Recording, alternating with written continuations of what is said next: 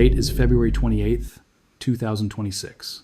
For decades, the world has lived under the shadow of a theoretical nightmare, a direct and catastrophic confrontation between the West and the Islamic Republic of Iran. On this morning, during the holy month of Ramadan and the Jewish Sabbath, that shadow became a searing reality. It began not with a slow escalation, but with a thunderclap that has effectively decapitated a sovereign nation and shattered the nuclear architecture of the Middle East. The unthinkable has finally occurred. At 9:27 in the morning, Tehran time, the silence of the Iranian capital was pulverized by the arrival of 200 Israeli fighter jets and a coordinated barrage of American Tomahawk cruise missiles.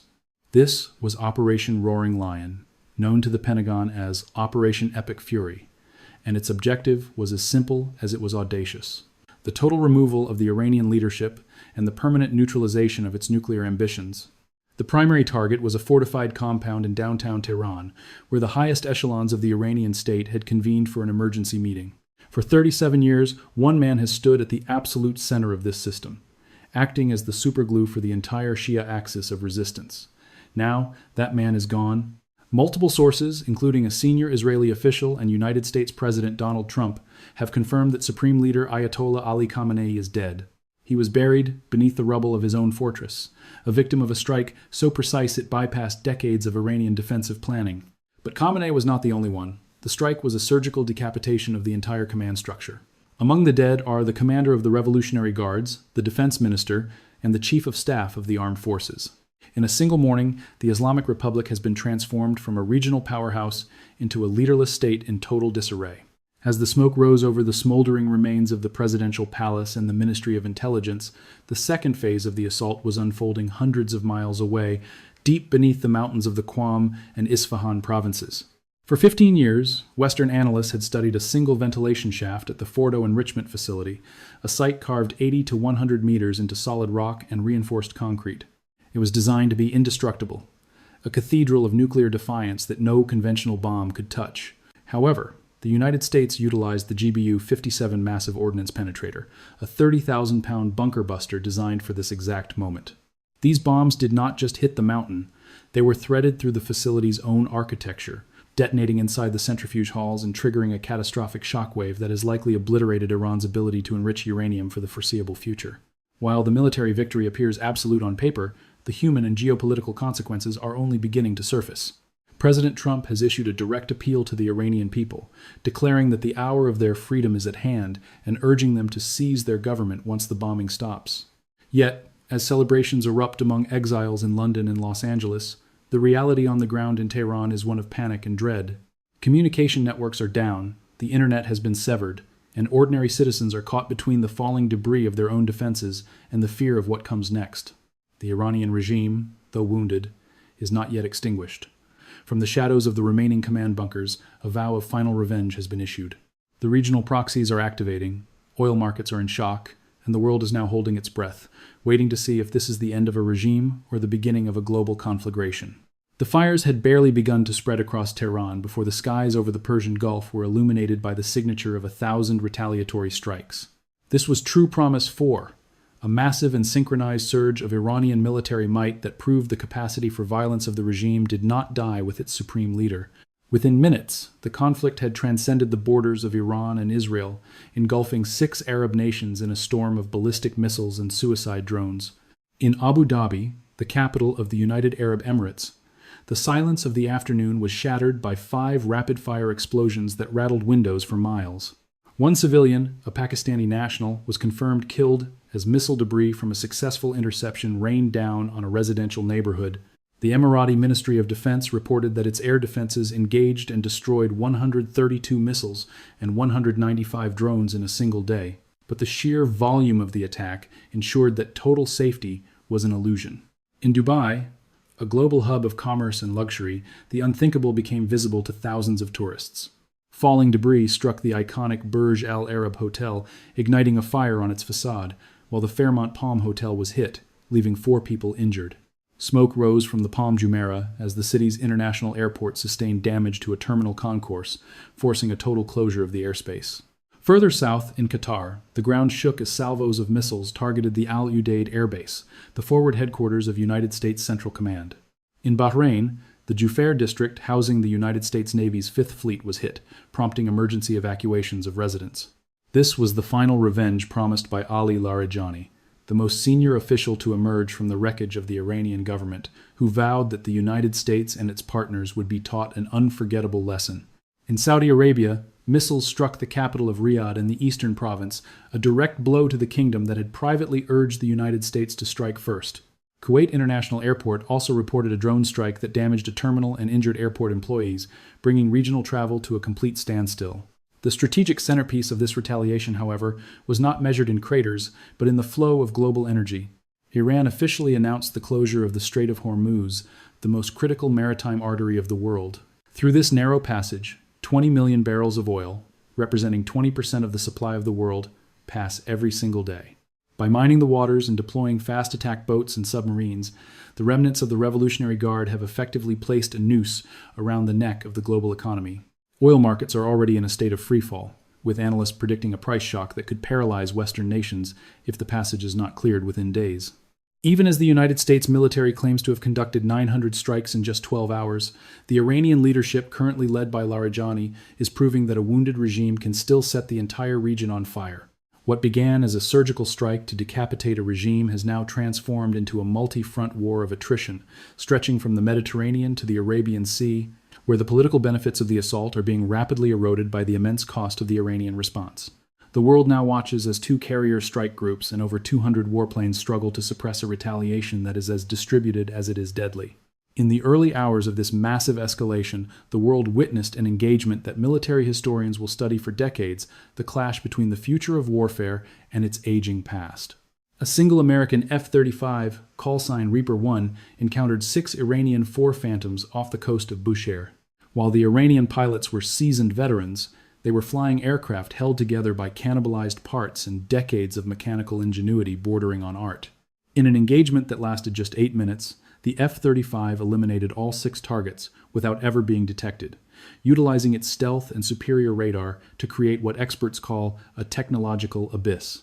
This ghost killer performance was emblematic of the broader campaign, where 900 strikes were carried out in a single 12-hour window, systematically dismantling the Iranian military's ability to see or respond to the encroaching threat.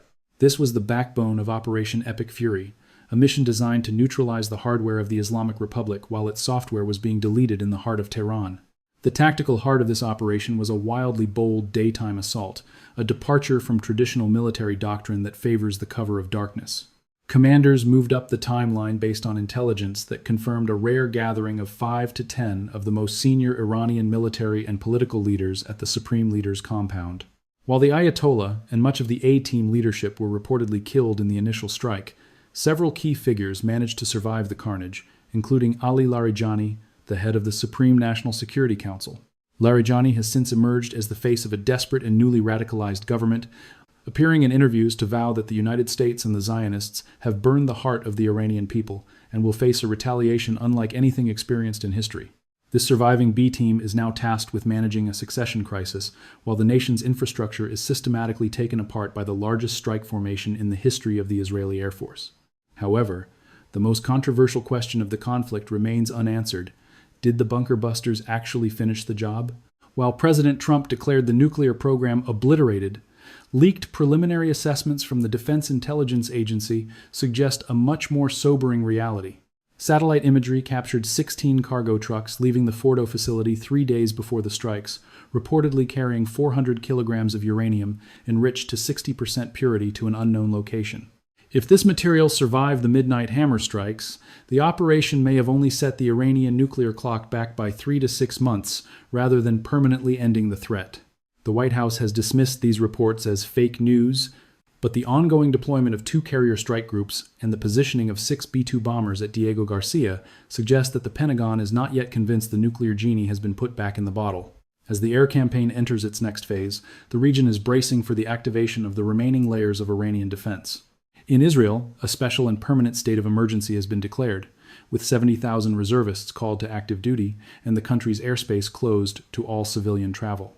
The Israeli Defense Forces are now monitoring other potential arenas, warning that if proxies like the Houthis or the remnants of Hezbollah join the fray, the retaliation will be fierce and immediate. Inside Iran, The Revolutionary Guard is struggling to maintain command and control, yet their instincts for survival remain sharp. There is a growing fear among intelligence officials that instead of a rapid collapse, the immense pressure of the strikes will cause the regime to harden further, replacing its religious governing structure with a ruthless military dictatorship that has nothing left to lose. The next 48 hours will determine if the Shield of Judah has brought lasting peace or simply cleared the way for a more dangerous chapter of the forever war. While the military strikes achieved a level of tactical perfection, the political architecture of the Islamic Republic is currently facing a structural collapse that no bunker buster could fully replicate. The death of the man, often described as the superglue of the entire system, has left a void that is being filled by a volatile mixture of succession struggles and raw survival instincts. Under the Constitution of Iran, the responsibility for selecting a new supreme leader falls to the Assembly of Experts, a body of 88 Islamic clerics. However, with senior command structures severed and the country under a continuous state of bombardment, this transition is occurring in the dark. United States intelligence assessments warn of a worrying scenario where the Revolutionary Guard may bypass traditional religious frameworks to install a military clerk as a rubber stamp, effectively transitioning the nation into a harsher, more aggressive military religious dictatorship with fewer restraints and even less room for compromise. The reaction on the streets of Tehran and other major cities reveals a nation deeply and dangerously divided. In residential buildings, cheers have been reported following the news of the dictator's end, with ordinary Iranians celebrating what they perceive as a generational opportunity to rid themselves of a murderous regime. For those who witnessed the brutal massacre of thousands of protesters just weeks ago, the arrival of foreign missiles is viewed not as an act of war, but as a long overdue deliverance. Yet, this relief is tempered by an atmosphere of absolute terror. The Basij, the internal state police responsible for the lethal crackdowns of January, remain a potent and vicious factor. Experts warn that these forces may go underground only to reorganize for asymmetric terror attacks, turning their paranoia and rage against their own people to maintain a grip on power through sheer force. Beyond the borders of Iran, the economic and diplomatic fallout is reaching a point of critical mass. The closure of the Strait of Hormuz, through which 20 million barrels of oil flow every single day, has effectively sent a shockwave through the global financial system. The war risk premium is no longer a theoretical calculation, but a crushing reality that threatens to drive global inflation to uncontrollable levels. While the United States and Israel characterize their actions as a preemptive defense of national security, many international legal experts argue that the concept of attacking a future threat without an international mandate erodes the very foundation of international law. This perceived double standard, where one nation's aggression is labeled another's deterrence, is creating a dangerous skepticism across the globe. The diplomatic landscape is shifting just as rapidly as the front lines. China, the primary economic lifeline for Tehran, has issued urgent directives for its citizens to evacuate both Iran and Israel immediately. Great Britain has temporarily withdrawn its diplomatic staff from the Iranian capital, signaling an assessment that the next 72 hours will likely bring an even greater escalation. Even the Omanis, who work tirelessly as mediators to prevent this catastrophe, have expressed dismay, warning that the active negotiations were undermined by a military choice that serves neither the interests of global peace nor the cause of regional stability. As the world watches the largest military buildup in the Middle East in over 20 years, the central question is no longer who won the morning, but who will survive the night. The elimination of the primary leadership has left a black hole of control inside Tehran, forcing a desperate scramble for succession under the roar of ongoing airstrikes. While the A-team is largely gone, Ali Larijani, the head of the Supreme National Security Council, has emerged as the critical figure holding the remnants of the regime together. Larijani's survival ensures that the axis of resistance still has a coordinating mind, even as its heart has been pierced. Quote, however, the institutional framework for succession, the Assembly of Experts, is struggling to convene while communication networks remain pulverized and key military installations are reduced to rubble. This leadership vacuum has created a transition from a familiar religious governing structure to a harsher military religious dictatorship, where the Revolutionary Guards may seize total control to ensure their own survival. This new echelon, driven by an instinct for fear through force, is unlikely to seek the diplomatic off-ramps previously offered by the Trump administration. On the streets of Tehran, the atmosphere is a volatile mix of relief and celebration for some, and panic and dread for others. Videos have surfaced of ordinary Iranians cheering the news of the supreme leader's death, seeing it as a generational opportunity to end decades of repression. Yet, the memory of the slaughter of thousands of protesters just weeks ago looms large, and the iron fist of the Basij militia remains a terrifying obstacle to a full-scale uprising. Many civilians find themselves as spectators to their own destiny, trapped between the vicious crackdown of their own government and the massive bombardment from the West. The regime's strategy now is to ride out the war and impose enough costs on the United States and its allies to force a halt to the operation. Central to this cost imposition is the closure of the Strait of Hormuz, a move that threatens to choke off 20% of the world's oil and gas exports. By mining these waters and threatening commercial shipping, the Revolutionary Guards are attempting to turn a tactical military defeat into a global economic catastrophe. Simultaneously, the axis of resistance is activating across multiple fronts. While Hezbollah in Lebanon has shown some initial caution, defined by a desire to avoid an all-out war that would destroy its remaining assets, Iranian-backed militias in Iraq have been far more aggressive. Groups like Kataib Hezbollah have called for a war of attrition, threatening the United States with immense losses through asymmetrical terror attacks and strikes on American bases. This distributed battlefield is exactly what the United States had hoped to avoid by focusing on a surgical and limited strike. President Trump's Peace Through Strength initiative was designed to produce a quick capitulation, but the wounded animal of the Islamic Republic is proving resilient. As the carrier strike groups of the USS Gerald R. Ford and the USS Abraham Lincoln maintain their vigil, the risk of the conflict spiraling into a war that could redraw the region overnight grows with every passing hour.